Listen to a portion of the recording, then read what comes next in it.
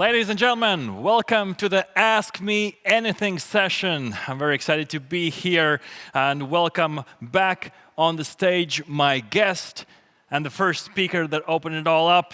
Ladies and gentlemen, Mr. Igor Beuker.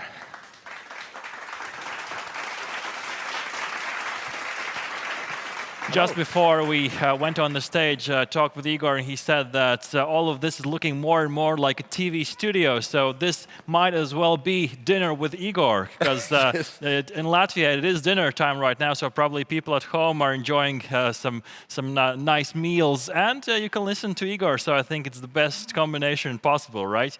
I just discovered that we have this weird power dynamic. I'm standing, you're sitting. I hope that doesn't disturb you. You want me to stand? No. Okay. Please feel relaxed, have some coffee, and thank you very much. We'll have a nice chat. And for this chat to happen, ladies and gentlemen, we need your questions. I have got a few questions on my side, but we really need your questions. So please write them in the Deep Tech stage feed. I've got it open right here, and that's the way we're going to have the conversation. Maybe some comments, some questions, anything you would like is possible. And before we start that, we do have a survey, I believe, in my schedule. Yes. So we're going to start off with a survey. The question is up now. It doesn't have a time limit, but the question is, will the super fast development of technology at the end be a benefit for humankind? And the possible answers are yes, no, both, I have no idea, and it is just part of the inevitable evolution. That's the options you can check right now, and we will come back to that survey a little bit later on, and you can maybe we can discuss the results. So you do that survey and do write in questions in the feed below. I see that right here, so I will be your voice, dear audience, and Igor will give us wonderful answers. Igor, I would just like to kick things off. Listen to your speech with amazement, with the passion that you gave us all. So it is an Ask Me Anything session. Yes. Can you dive into yourself a little bit? What brought you here? What is the thing that drives you to be this passionate and inspire others? Yeah, of course. First of all, bon appetit if you're starting having dinner. Yeah, I think a lot of people have drivers from their youth. I have too. I come from a weird upbringing, and you learn later in life, you discover your passions and maybe even your purpose, what you're really about, what gets you out of bed in the morning. For me, that is, I see so many opportunities, and life is lifelong learning. I meet at I do around 200 conferences per year, so that means that I have like 2, 4, 6, 8 speakers per conference. I learn so much that is the most important part of my job, and I'm really passionate about how we can, for example, I see a lot of things in the world that we could still change. There is 1 billion people that have no food. There is 2 billion people overweight or obese. So I see a lot of things that we can really start changing now. That, of course, I believe in a human-inspired social innovation. Sort of like a mixture of inspiration. You take inspiration from others and, yes. and give to them. Yes. I'm going to throw you another question. If we're speaking about children, probably many mothers, fathers, families watching this event, and yes. They might feel, okay, maybe I didn't make it, but maybe my child can. So what could be the skills and the knowledge that you would recommend, seeing all this incredible development? What are the skills of the future that parents should invest in their children and let them loose just to grow? It's a very important question. Thank you for that. I think there's 2 things. I was raised by my grandparents, old school people, which of course have come from a different world and have different morals, values and ideas about the world. I think parents of today have that too. The most difficult thing is I'm a parent, I have a son as well and a stepdaughter. So the one and most important thing that I advise parents, don't project. Some people feel like horrible for the rest of their lives because they are a disappointment in the eyes of the parents because they didn't become a doctor or a lawyer.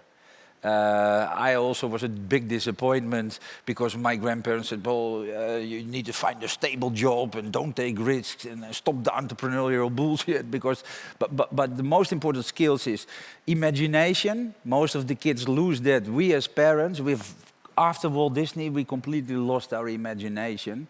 So I hope that a lot of parents see that nowadays they make the joke. I hope my daughter marries a nerd. But yeah, stimulate your children to explore, to be curious, and to get out of their comfort zones, because that's where the magic really, really happens. And my son is also, he asks me sometimes ideas. I said, listen, I'm not you. You are your own individual, and the skills of the future are everything that differentiates us from robots and technology and the machines, because they will take over part of our jobs or the jobs that we have in the future. And the soft skills that we have, I call it ancient intelligence, we, the people, versus artificial intelligence. The most developments for the coming 10 years in people are communication skills, soft skills, hospitality skills, skills that differentiate us from technology. And I think that's really important, not to be replaced by technology, right? Oh yes, very important. And we've seen in the future, in the past, in America, for example, where they were building walls to keep Mexicans out. And I asked the media, listen, people, it's not Mexicans or other people taking the jobs. It's robots, automation, and AI. And very important, and our huge responsibility for the coming 20, 30 years is how do we educate the people for the future, the next level, and how can we help those people to stay relevant and part of, and I would say let the robots do the heavy labor and the stupid work and repetitive work, and we as people can work on mindfulness, next level skills, social interaction, hospitality. So that's where I see the future of work and the future of a younger generation. We have a question from our audience here. I think it's actually a startup that's gonna participate in the startup competition. Code It. Okay. So their representative is sending in a question. He understands you had a rough path before that.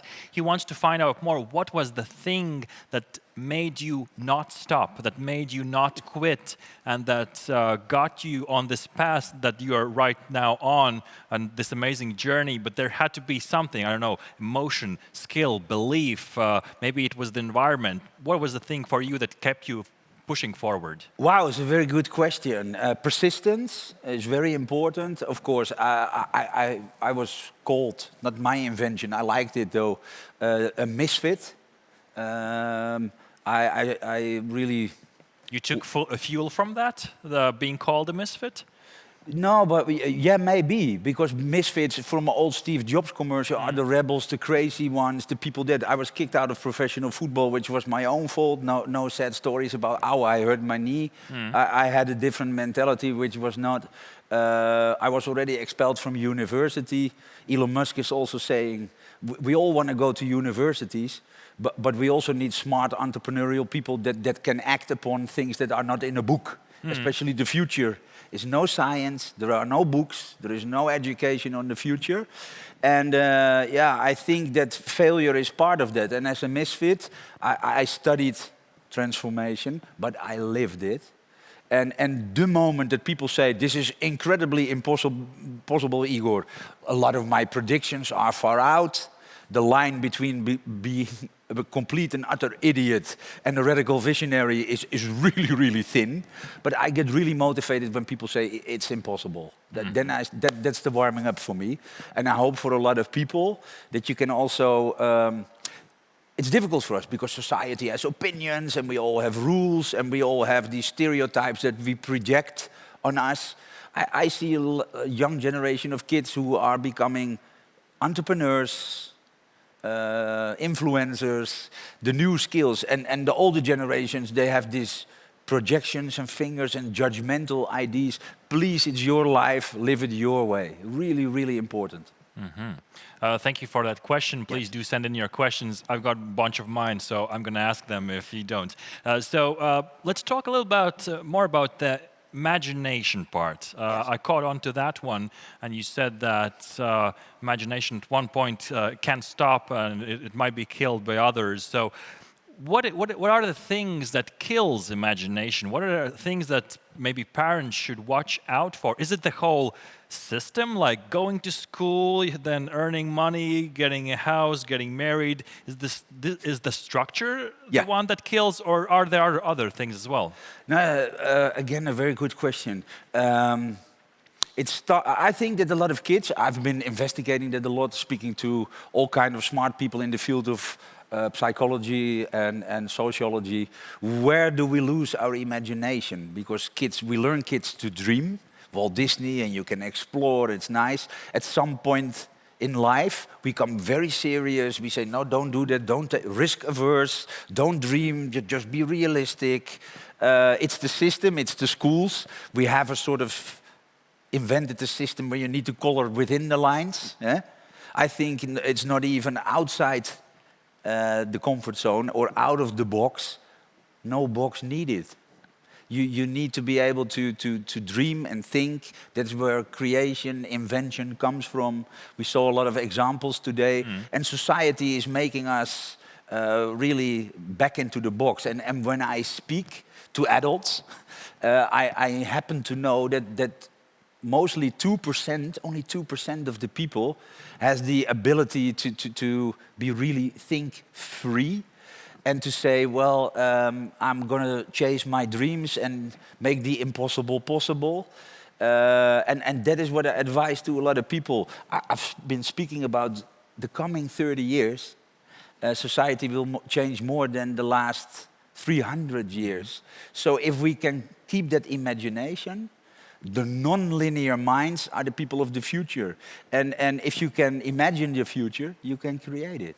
And that is really important. And I hope and I think and I feel that society should really stimulate the crazy ones, the misfits, and the people that can, well, take us to next levels. I love the connection we're having here. It's wonderful speaking to a human, not to a screen for a while. Screen. Because you actually stepped onto the next question that I wanted to ask you. In your presentation, you mentioned the exponential brain. Yes. And I was just wondering, what are the characteristics of one? Let's deconstruct it so that maybe people can start understanding what they need to learn. Have some coffee. Cheers. And what are the things they need to look out for or develop so that they keep up with this rapid development in the next 30 years? Yeah. My biggest challenge there is to take C-level, senior people with I had some weird questions in my life. I needed some mentors and senseis, older, experienced men and women that helped me. And I, for example, asked them, I'm young, I have these crazy ideas, but people are not listening, they're laughing because I'm young, I'm not really senior yet. Yeah, now it's easy. I lost my hair, I have a gray beard. but before that, they always say, but who are you? You're young, you don't know. That is how we keep crazy or smart people down, because you're not senior yet. These senseis told me, Igor, there's one solution for that. Wait for 20 more years until you have earned your speaking rights and your stripes. I thought, wow. I don't have patience for that. I said, what else is there that I can do? They said, make 3, 4, 5 exits.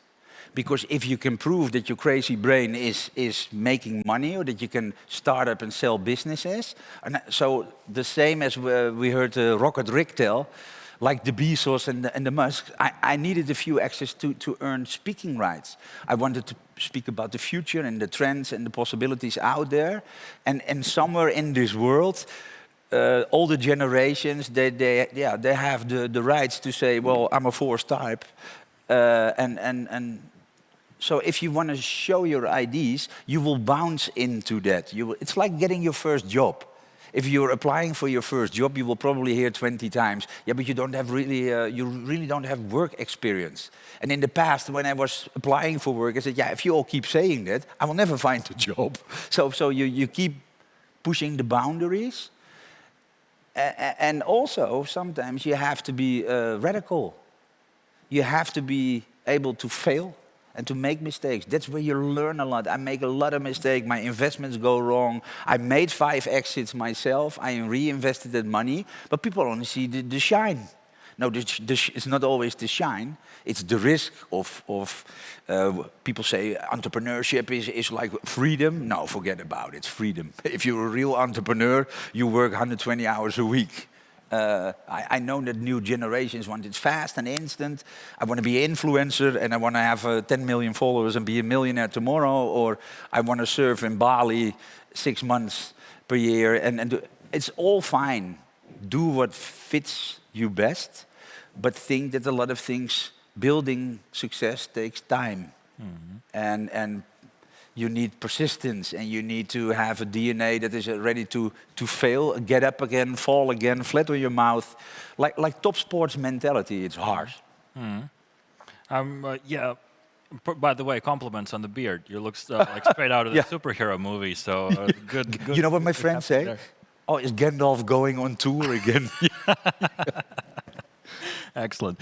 Let's take a look at the survey. The question was, will the super fast development of technology at the end be a benefit for humankind, the super fast growth? So 50% is saying yes. 21% is saying both. It could be and it could be not. They're not sure. And 29% are saying it's just part of the inevitable evolution. So is this all so inevitable? And we're this growth that you said, is it already like promised? Will it happen? Or are there still obstacles that we need to face in order for these next 30 years to have this exploding development for the world? No, very important. All the generations need to be able to adapt to the future, keep stretching their non-linear minds. That's what it's all about. The only thing that I do is stretching mindsets so that you are able to sort of look differently at the same world. What will the trends do to you? And the most important thing, if you don't have that mindset, you can also not, if you cannot imagine your future, you're out. And the most important thing to me for the coming 30 years, exponential means faster than ever before. I worry about one thing, really, really worry. I've been speaking about it for 20 years. Technology, morals, values. What is the global set of values? You see that in this pandemic, you will see it again and again. What are the morals, the values, the ethics, and the laws and the treaties in place to guide technology in the way that we want it? If we apply it to social crediting apps and into totalitarian regimes, technology will kill all democracies on this planet. If we use technology in the right ways to the future, we will have prosperity, we can solve and cure diseases,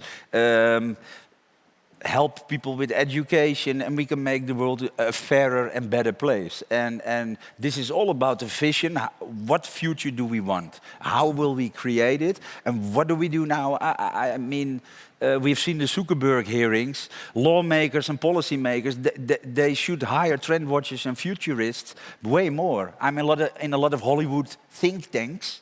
You know what the mistakes is that we make predicting the future in sci-fi movies? We are wrong in timing. If we say it will happen in 2045, and everybody says, yeah, sci-fi, it happens 10 or 15 years sooner than we all, it's now going so fast. That means if we don't shape the world now in laws and ethics, we will destroy everything that we worked for so hard. And I want to stress one thing. I am a true technology believer, but human-inspired social innovation. I think that it's really important that we don't underestimate ancient intelligence. AI is fantastic and it can do it all and it will grow in 2050, 2100, it will do certain things. But we underestimate that we as human beings, our body, our minds, we are the most incredible and smart computers on the planet, and don't underestimate ancient intelligence yet. Before robots can do that, it might not even be in this century. Because that's what fascinates me. And you said, also mentioned people wanting that maybe Elon Musk has and Steve Jobs had and everybody right now. But I think we're actually forgetting that this ancient knowledge is what brought us here. Okay, the world is not perfect, but we are here. We're talking to people over 41 countries right now, looking into the camera. it's a great world, and it was built on this knowledge. So I think we should not lose that knowledge, right? No, it's very important. And there I see roles and responsibility of people that are independent, authorities, that they speak about the future without commercial benefits. You can offer me any kind of money. I'm not an influencer, I'm an influencer. I want to speak about ethics, morals and values without commercial. And I see that a lot of media and also big parties and movements are not giving us the 360 scope of what's really happening. For example, some institutes or technology centers say, okay, simple comparison, a robot can do 500 injections per hour, so robots are smarter than nurses, and we need to replace nurses by robots. No. The robots can do the injections much faster than the nurses, yes, but the nurses have 20 other skill sets that patients really need. Let's not make the mistake that we carve out the human, social, and all other skills, empathy, social, communicative skills that we really need. So we need to be careful in comparing and saying, well, humans need to be out because robots can do it better. I like people that say robots can do the injections much better. But this is the human skills. So carving out the nurses, maybe they don't do injections anymore, and they can focus more on the patients. I believe in man with machine and not man versus machine. That would be really stupid. Some people also ask me something that you asked before. Is it good or bad? Depends on how you look at it. No, the robots shouldn't take all our work because we will all be unemployed. On the other hand, in mindfulness and growth and human beings, do we want unemployed or low-schooled people to do the same stupid repetitive work for 40 years?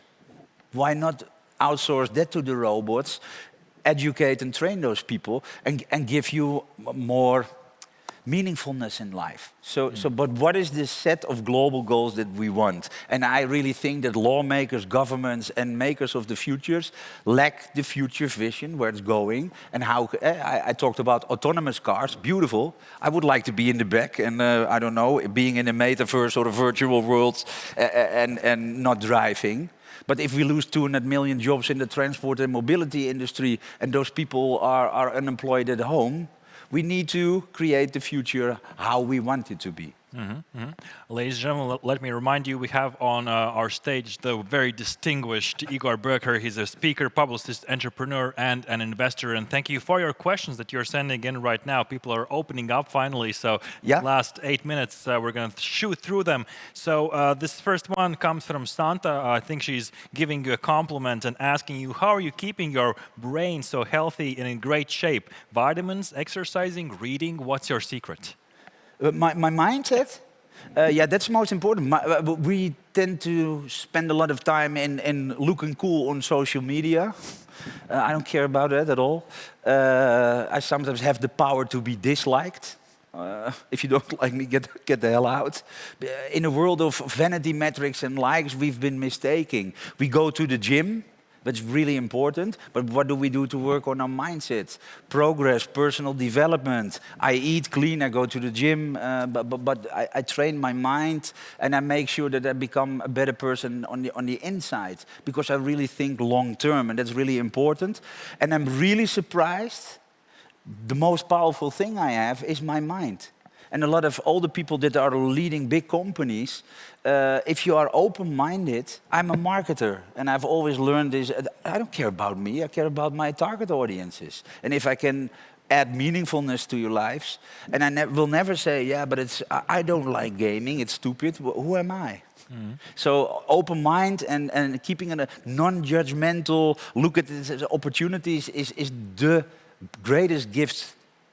Even if it will be look at Stephen Hawking in a wheelchair, whatever. He was one of the greatest minds on this planet. And if you train your mind and invest in that, you can do that until you're 110 years old. What's your favorite book? I think one of the Yuval Noah Harari series. And for me, that is the 21st Lessons for the 21st Century. Okay, take that down. Julian is asking if Igor could choose a superpower, what power would it be and why? I'm very satisfied with the superpowers that I have. energy and honesty and authenticity. I've been arrested, locked up, and brought down by countries because I tend to speak the honest truth, which is very difficult for speakers, journalists, and writers. I have a cause and a mission that is much greater than me. I really admire the Mandelas and the Malalas. So I would like to have the superpower of becoming more fearless and doing even greater things for society. I looked my son in the eye and I said once, if Dad keeps continuing his mission, he might not be home one day. Because in some countries it's very dangerous to speak your mind, and becoming completely fearless would be the superpower that and a bit of the NASA space technology, a cyborg. My eyes are very bad, so I want to have my eyes chipped that I can see like an eagle. Technology is going to help us a little bit in the future, I think. Igor, you really surprised me. I thought you were going to say fly or super strength or laser vision, fearlessness. That's a superpower. Mark that down. Excellent. I hope, Julian, you got your answer to your question. Let me shoot in a question from my side. What is the most disruptive technology that exists right now? Maybe it doesn't have to be super popular now, but what is the disruptive technology that's about to change everything? Is it cryptocurrency? That's a trend right now. I don't know if you want to step into that field. We're not financial advisors, okay? No, but I get the question a lot. I believe, I believe that most of our systems, financial, political, educational, were built for the 20th century. And that is like running Windows 3.0 or iOS 3.0. We need to upgrade all our systems to the next century. Blockchain would be logical, transparent, the whole value chain. NFT for artists is something that I would really look at. People ask me, should I invest in crypto? That is a speculation or another question. 3D printing I showed today, which could be massive, changing entire industries, giving us organs that we need. But I really look at that is I invested almost all of my money in startups that are hopefully going to do good for the world, but they will never be profitable. So I'm working a lot with super serial entrepreneurs and social innovators who have the money to spend it on doing good. The ROI is a cleaner, brighter planet, feed the people, educate them. And I think that is for me. I've been working a lot with making the impossible possible. I've been at conferences with Richard Branson, who I admired, a rock star, serial entrepreneur. And I said, listen, if we can apply space, triple play, I call it, the new triple play, space and satellites for humanity. We can monitor deforestation on land. We can monitor the oceans, coral reefs, and overfishing. And now the skies can protect the earth and the seas. And that is really beautiful ways of applying predictive data and scientific proof to people that sometimes don't speak the truth or have commercial ideas to say, no, it's not true. Data never lies. People do. So, but these new opportunities to shape and change the world, it's going to be massive. But under the hood of Industry 4.0, there will be 20, 30, 40 exponential technologies, which would all in their own ways disrupt the world, good or bad.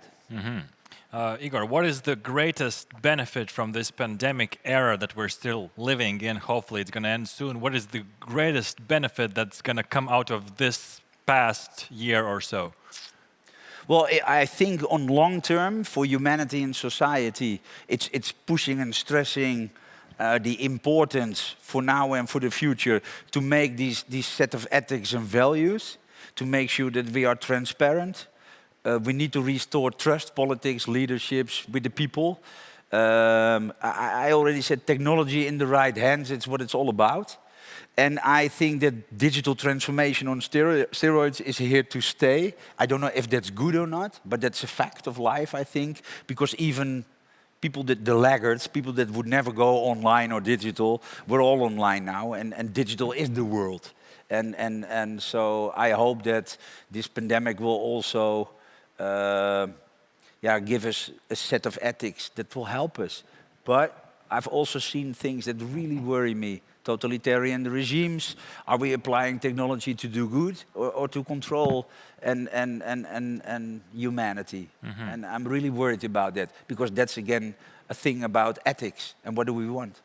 With all this surveillance, cameras, and everything, we're seeing China developing their big system of social points. Social credit systems. Yeah. Is privacy dead? No, people are dead because we make those decisions. And if we want to apply technology to control people, chip you and give you a passport and say if you say something bad, you can. 23 million people in China cannot leave the country because of a social crediting system. Who decides that? We have to be, I think, very careful that we don't play for God with technology and apply those to make the world really better. Let's end this up in a beautiful way. Igor, what are your values in life? The most important things for me as a person is that I was raised by grandparents who lived through World War II. Honesty, the audacity to speak the truth, voice of reason, see the world as a bigger place than myself, my ego, my success. Yeah, it's important. But what do you do with the brain power and the skills that you have? You can have 20 Bentleys or you can invest in a social startup. And my role is that I really want to help social entrepreneurship, VCs and other people, smart entrepreneurs, to invest money in those startups. Nice if you're profitable, even better if you can do people, planet, profit. Where can people follow you online? How can people see some more of your speeches, etc.? Should I give a warning sign? No. No explicit content inside. Well, if you go to my, I'm at Igor Beuker at almost every social channel, or YouTube, or Twitter, or Insta, or I'm sometimes on TikTok, but that is exploring. Excellent. Ladies and gentlemen, a round of applause to our excellent guest right here. He's a speaker, publicist, entrepreneur, and an investor, Igor Beuker. Thank you very much.